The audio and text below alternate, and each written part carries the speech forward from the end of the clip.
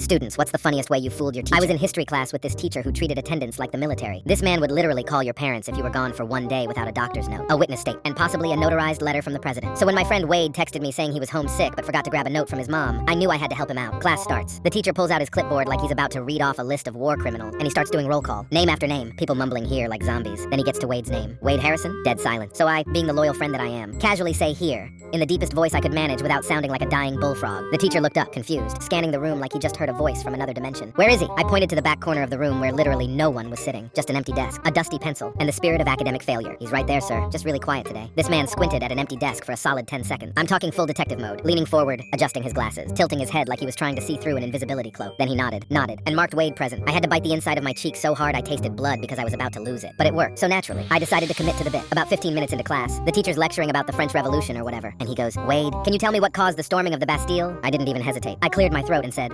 economic inequality and widespread hunger. Sir, he looked toward the back corner, nodded approvingly, and said, good, but you sound different today. Yeah, sorry, sir. Sore throat. That's why I sound a little off. This man believed it. He said, makes sense. Drink some tea when you get home. Will do. Sir, I was having the time of my life. For the next 50 minutes, I was a full-time ventriloquist for a student who didn't exist. Every time the teacher asked Wade a question, I answered. Every time he looked at the back corner, I'd nod toward the empty desk like Wade was just shy. I even coughed once to really sell the sore throat storyline. At one point, another student looked at me like I was performing a seance, but I just mouthed, don't ruin this, and kept going. Everything was going perfect. Until the end of class, the bell's about to ring. Everyone's packing up, and the teacher goes, oh, Wade, before you leave, can you stay after to discuss your essay? I had some concerns. My soul left my body. I froze, backpack halfway zipped, just staring at the teacher like he just asked me to solve world hunger. What was I supposed to do? Walk to his desk and pretend to be Wade? Fake a medical emergency? Set off the fire alarm? But I'd come too far to back out now. So I stood up, started walking toward his desk, heart pounding, trying to figure out how I was going to explain why I sounded like a completely different person up close. And that's when another teacher walked into the room. She looked at me, looked at the teacher, and said, hey, isn't that Marcus? The room went silent. My teacher looked at me, then at the empty desk in the back, then back at me. His face went completely red. Detention. 1 week. Go.